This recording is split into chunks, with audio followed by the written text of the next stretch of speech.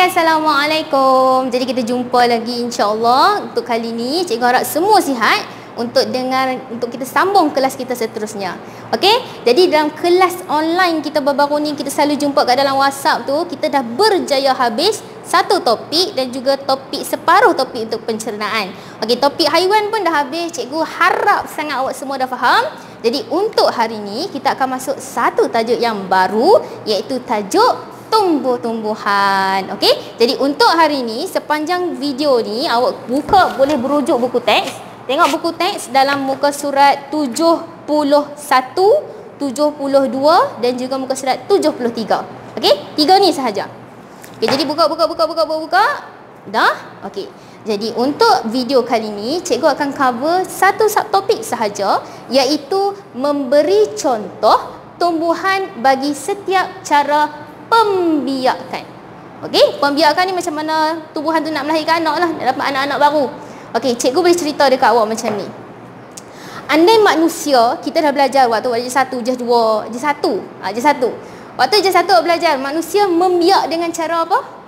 Melahirkan anak. Tu je, satu sahaja. Okey, haiwan pula Allah cipta, cara pembiakannya ada berapa? Dua. Sama ada melahirkan anak ataupun bertelur. Manusia ada satu cara, haiwan ada dua cara. Tapi tumbuhan, macam mana cara tumbuhan membiak? Macam mana cara tumbuhan nak dapatkan anak-anak dia yang baru? Spesialnya tumbuhan, kali ni awak darjah 3 awak akan belajar. Kalau manusia satu, haiwan dua cara pembiakan, tumbuhan Allah ciptakan ada 6 cara pembiakan. Lagi spesial daripada manusia, lagi spesial daripada haiwan.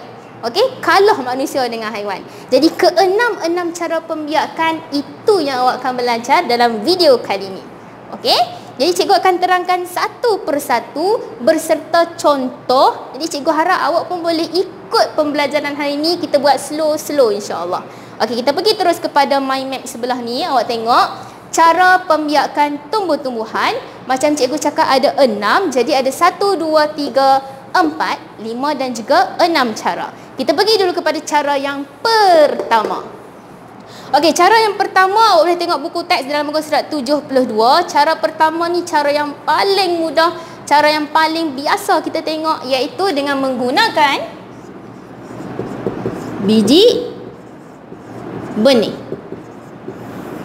Ini cara pertama. Okey, biji benih yang sekarang ni musim durian, bila awak makan buah durian ada biji besar ni, tu biji benih. Ataupun musim rambutan, bila awak makan rambutan tu awak tengok ada biji, itu biji benih. Ataupun paling mudah sekali bila awak pergi kedai eko kat ruang tumbuhan tu dia ada paket biji benih, tu biji benih. Okey, cara yang pertama. Okey, cara nak tanam biji benih senang je, kita perlukan tanah.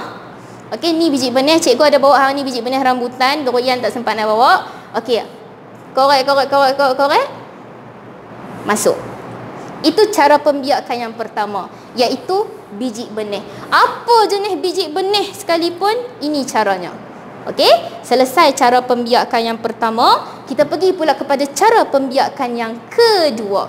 Okey, cara pembiakan yang kedua ni unik sikit. Okey, kalau contohnya mak, siapa yang ada selalu dengan dia? Anak. Mesti nak duduk rapat-rapat dengan dia. Contohnya adik awak, baby awak, nak duduk rapat-rapat dengan mak dia. Itu cara pembiakan yang kedua, iaitu anak pokok. Anak dia ni jenis suka duduk rapat-rapat dengan induk dia. Induk tu maksudnya mak dia lah. Contohnya adalah, sebab cikgu tak boleh, awak tak ada kat sekolah, cikgu tak boleh bawa pergi kat belakang tu tengok pokok pisang. Sebab kita tak boleh main tengok, cikgu buat gambar kat awak. Okey? Cikgu harap awak nampak lah. Awak tengok pokok pisang ni. Okey? Awak tengok siapa duduk rapat dengan dia? Anak dia. Sebab tu kita panggil anak pokok. Anak dia. Okey? Anak pokok. Itu cara pembiakan yang kedua. Apa contoh anak pokok? Contohnya pokok pisang.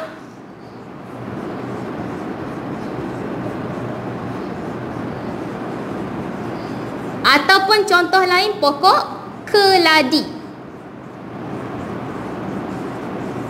Kalau sagi, lepas awak tengok video ni, awak pergi belakang rumah awak, awak mesti tengok pokok pisang, sebatang pokok pisang tu sebelah dia mesti ada anak kecil. Anak kecil tu kita panggil sebagai anak pokok. Selain pokok pisang, kita ada juga pokok keladi. Keladi pun sama. Keladi yang besar tu sebelah dia mesti ada anak kecil. Itu kita panggil sebagai pembiakan anak pokok. Okey, selesai pembiakan yang kedua, kita pergi kepada pembiakan yang ketiga. Yang ketiga ni special sikit. Dia macam awak tak pernah dengar lagi. Okey, yang ketiga kita panggil dia ada 3 perkataan, iaitu batang, bawah, tanah. Batang, bawah, tanah. Okey, kat mana batang bawah tanah tu? Okey, awak sebagai contohnya, cikgu bagi pokok pula. Cikgu bagi kat awak, apa nama ni? Bawang. Okey, cikgu bagi bawang kat awak. Okey, bawang, kalau awak tengok kat bahagian bawah ni, ada dia punya akang. Betul? Untuk tanam pokok bawang, awak tak perlukan biji benih. Awak tak perlu cari anak dia. Awak hanya perlu guna kaedah batang bawah tanah. Iaitu awak ambil bawang sebiji ini, awak tanam dia bawah tanah. Maknanya ni sebab tak muat. Nanti awak korek tanah ni, bawa masuk bagi tenggelam terus bawang tu. Bila tenggelam terus, insya-Allah bila awak jaga dengan air, cahaya matahari, suhu yang sesuai, maka akan tumbuhlah bawang yang baru. Itu maksud batang bawah tanah. Bawang ni buat nyorok terus bawah tanah. Hilangkan, tanam di bawah tanah. Okey? Selain bawang, contoh yang lain adalah ubi kentang. Ubi kentang pun sama. Cara pembiakannya ialah batang bawah tanah. Buat masuk bawah tanah. Okey? Jadi contoh cikgu boleh bagi dekat awak 2. Yang pertama adalah bawang. Yang kedua adalah ubi kentang. Kena tulis nama penuh dia kentang, sebab kejap lagi kita akan jumpa ubi yang lain pula. Ubi yang satu lagi cara pembiakan lain. Jadi tulis nama penuh, ubi kentang. Okey? Seterusnya kita pergi kepada cara pembiakan yang keempat. 3 ni kita dah mahir dah, kita pergi yang keempat. Yang keempat ni pun special sebab awak lagi tak pernah dengar. Iaitu cara yang keempat ialah spora. Okey, S-P-O-R-A. Spora. Spora ni apa cikgu? Okey, cikgu minta maaf sangat-sangat. Cikgu dah cuba pergi cari spora, tak jumpa-jumpa nak bagi dekat awak. Jadi cikgu pun Google, cikgu dan juga gambar. Okey, spora ni sebenarnya special. Cikgu, spora ni adalah untuk cara pembiakan bagi tumbuhan yang tak ada bunga.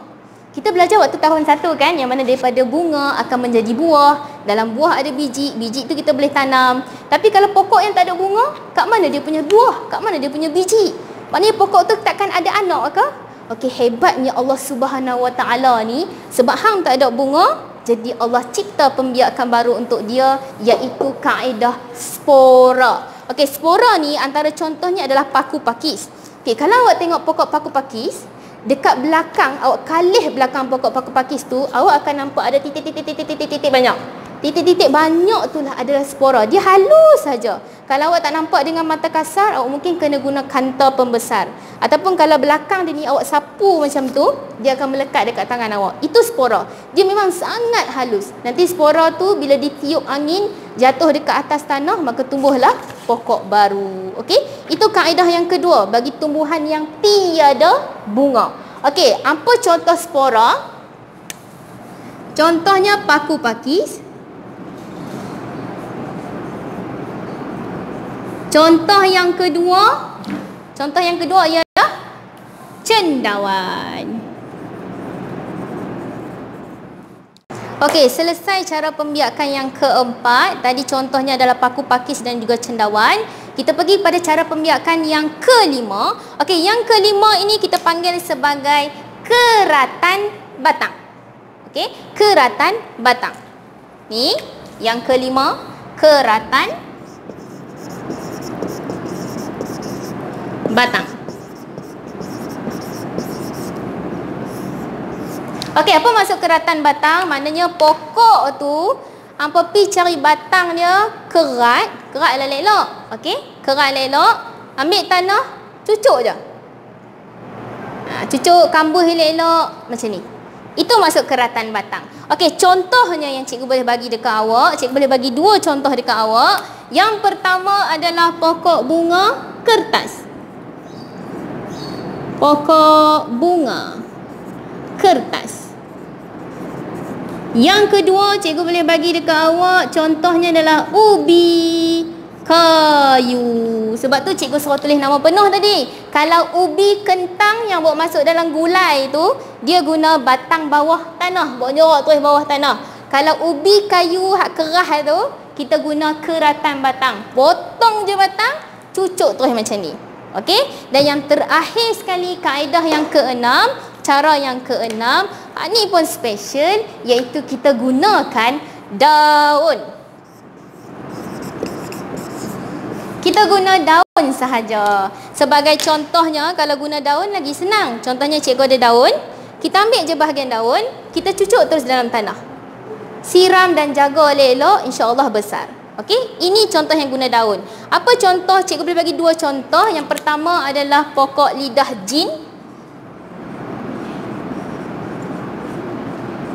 Okey, yang kedua adalah pokok setawar. Pokok setawar ni comel tau. Pokok setawar ni nanti contohnya dekat daun ni, tepi-tepi dia akan ada pokok kecil.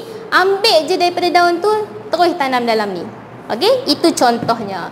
Selesailah cikgu cerita kat awak semua 6. Okey, jadi dekat sini apa yang cikgu nak awak buat? Okey, balik rumah pula. Dekat rumah sekarang ni, dalam buku stiker awak masing-masing, awak tulis hari dengan tarikh, tulis tajuk dia cara pembiakan tumbuh-tumbuhan. Awak buat peta minda macam mana cikgu buat. Awak buat contohnya nombor 1, anak panah, biji benih. Biji benih, kemudian awak tulis apa contohnya. Cikgu bagi contoh 1 dengan 2, betul? Apa cikgu nak awak buat? Awak kena tambah contoh 3 dan 4. 3 dengan 4 awak kena cari sendiri. Sama juga dengan nombor 2. Cikgu bagi pokok pisang, pokok keladi untuk anak pokok. Balik rumah, tolong balik rumah lagi, dekat rumah. Tolong tambah contoh 3 dengan 4. Hak ni pun 3 dengan 4. Spora tolong tambah contoh 3 dengan 4. Keratan batang contoh 3 dengan 4. Daun contoh 3 dengan 4. Hak tu saja. Okey? Salin comel-comel, cantik-cantik. Macam cikgu guna warna merah, biru dengan hijau. Awak kat rumah ada colour kan? Buat segak-segak. Itulah kelas kita hari ni. InsyaAllah kita jumpa lagi akan datang. Assalamualaikum.